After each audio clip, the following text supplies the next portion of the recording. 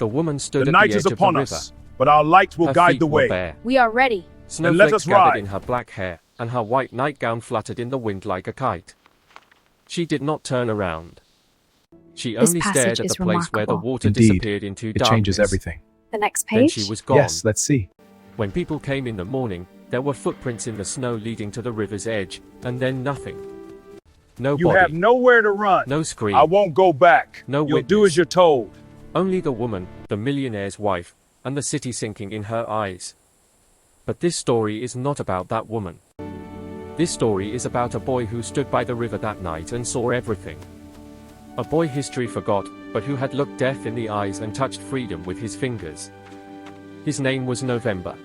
He's a gentle Shaw one. County, You can pet him. Virginia, Wow, he's so big. 1849. He is. Go on, he He likes was it. born on a night when there was no moon. It was natural. Slave children were often born in darkness, as if they did not deserve the sunlight. His mother, Pearlie, pulled the child from her belly and held him in her blooded hands. There was no midwife. No warm water. Only a bed of straw and the burning fire outside in the fields, where men worked even at night. November, she The whispered night in is his upon ear. us, but our Your lights will name is guide the way. November, We because are there ready. was no moon Then to let see us you ride. by. Master Thomas Hamilton did not care about this child. He did not even come to ask Pearlie about This him. passage is remarkable. Why would he? Indeed, it A changes child everything. was a next child, page? another soul Yes, to add let's to see. his property, as long as it didn't die. Pearlie held November to her chest and looked toward the window, where far away, You the have master's nowhere house to glittered run. with lights. I won't go back. In that You'll house do as there you're was told. a cradle, made of wood, where the master's wife rocked her own child. In that house, there was warmth. Here, there was only air. And silence. 1850, the first morning. November did not remember his first morning, but Pearlie never forgot it. Before the sun rose, the drum He's a sounded. gentle one. You can pet him. It wasn't Wow, really a drum, he's so but a big. horn, He is. though its Go on, he sound likes was it. like a piece of iron falling. Outside, in the quarters, doors began to open. Men rose. Women rose. Children cried. Pearlie wrapped November in a cloth and took him with her. She walked with the other women toward the kitchen house, where they would receive their breakfast, corn porridge, thin as water, and a piece of bread left over from yesterday. Outside the kitchen, a little girl stood, no older than November. She looked at Pearlie and smiled. 2 teeth were missing from her smile. "Is that your baby?" she asked. Pearlie nodded. "What's his name?" Pearlie told her. The girl looked at November, then took his finger. November opened his eyes and looked at her. He said nothing, only watched. "He watches too much," the girl said. Pearlie paid no attention to her words. She knew that children who watched too much died too soon. 1852, 3 years old. November was 3 years old when he first saw his father. He was not a stranger. He lived in the same quarter, only 10 feet away, but Pearlie had never spoken his name. His name was Cyrus. He stood straight as a mast, and in his eyes there was a tiredness that never ended. Cyrus worked with horses. Master Hamilton had the finest horses in all of Shaw County, and Cyrus cared for them. He talked to the horses, and the horses listened. People said Cyrus had magic, but it wasn't magic. It was only that he understood creatures who could not speak. The night is upon us, One day, but our Cyrus lights will began guide the taking way. November We to are the ready. stable. Then let us ride. November would sit there for hours, watching the horses, listening to their breath. He would go to them and place his hand on their This noses. passage is remarkable. The horses Indeed, were not It afraid. changes everything. The They next would page. smell him and Yes, then let's return see. to their business. "Aren't you afraid?" Cyrus asked one day. November shook his head. You have nowhere to run. Why? I won't go back. November thought You'll do for as a you're moment, told. then said, "They see me." Cyrus looked at him. His son's eyes were deep, so deep you could see your own reflection in them. "And what do you see?" Cyrus asked. November did not answer. He was looking toward the stable door, where Master Hamilton's son, William, stood watching them. He's a gentle one. You can pet him. 1854, Wow, 5 he's so years big. old. He is. Go on, he At likes 5 it. years old, November began to work. It was not a choice. All children his age worked. They ran after chickens, gathered eggs, and carried wood to the kitchen. November's job was to bring water. Every morning, before sunrise, he would lift 2 buckets and walk to the well. The well was half a mile from the quarters, and on the way, he passed the master's big house. November The always night is stopped upon to us, look at that house. but our light will guide the way. He saw We are lights in the ready. windows Then and let us shadows ride. moving behind curtains. One day, he saw a little girl in the window. She was white, with golden hair, This and passage she was is looking at remarkable. him. Indeed. November changes looked everything. back at her. The next page. Yes, The girl let's see. waved. November did not move. He only stood there, holding his buckets, until the girl You disappeared. have nowhere to run. This was the I won't master's go daughter, back. Emily. You'll do as you're told. She was November's age. In the evening, when November was returning, he saw Emily in the garden. She was picking flowers. Behind her stood a woman, her nursemaid, who saw November and rushed toward him. "Stay away," she said. "Go back where you came from." November went back. He's a gentle one. You He can did pet him. not look behind him. He's so big. He But that is. night, Go on, he likes as he it. lay on the straw, he closed his eyes and saw that girl's face. He wondered why her hair was like the sun. He wondered why she was looking at him. Pearlie watched him as he slept and ran her hand through his hair. "What were you looking at?" she asked. November opened his eyes. "Nothing," he said. Pearlie knew he was lying, but she said nothing. She knew her son saw what he should not see. 1857, 8 years old. When November turned 8, he was sent to the fields. It was the biggest day of his life, and the worst. Growing up meant he would now work with the men, that he would become a real slave. His mother hugged him and whispered in his ear, "Keep your eyes down, son. Do not look up." But November looked up. In the fields, he stood in line with the others and picked cotton. His fingers were small, but he learned quickly. He watched how the others worked, and he did the same. But he watched more than he worked. He watched where the sun rose, he watched which way the shadows moved, he watched when the master came and when he left. One day, the overseer, Mr. Cole, noticed him. "What are you looking at?" he asked. November immediately lowered his eyes. "Nothing, sir." Mr. Cole came closer and looked at his face. He was a tall man, thin, with eyes like water. He rarely hit anyone, but his silence frightened people more. "You watch too much," he said. "That is not good." After that day, Mr. Cole kept an The eye on night is November. upon us, but our light will guide the way. 1859, We are 10 ready. years old. Then let us ride. At 10 years old, The night is November upon lost us, his father. but our light will guide the way. Cyrus was sold. We are ready. Then let us One ride. day, 2 white men came on horses. They met with Master Hamilton, and then they went to the stable. This November passage was is there, remarkable. cleaning the Indeed. horses. It changes He everything. saw his The father next page? standing before Yes, those let's men, see. his face completely empty. Cyrus looked at November. Their eyes met. Cyrus You said have nothing, nowhere to but run. he raised his I hand, won't go placed back. it on his You'll chest, do as you're then told. pointed at November. Then he was gone. November shed no tears that day. He sat in the stable, next to the horses, and listened to their breath. When darkness came, he went outside and looked at the sky. There was no moon. Exactly like the night of his birth. That He's a night, gentle one. He You asked can his pet him. mother, Wow, where did he he's go? so big. He is. Pearlie Go on, he held him likes to it. her chest. "Far away," she said. "Very far. Will he come back?" Pearlie did not answer. She knew Cyrus would never return. Such people never returned. But November believed he would come back. Every night he sat outside the stable, watching the road, waiting for the man who talked to horses. 1861, 12 years old. The night is upon us, At 12 but our years light old, will guide the war way. began. We are ready. Then let us November did ride. not know what war was, but he saw Master Hamilton reading newspapers, and he saw worry on his face. One day, This Mr. passage Cole is came to the remarkable. fields and Indeed. said there would be It even changes more work everything. now, The because next many page? men had gone. Yes, let's see. November asked, "Where did they go?" Mr. Cole looked at him. "To fight," he said. You have nowhere to run. November had I heard won't about go the back. war. You'll do as you're The old told. women would sit by the fire and talk about it, that this war was about slaves.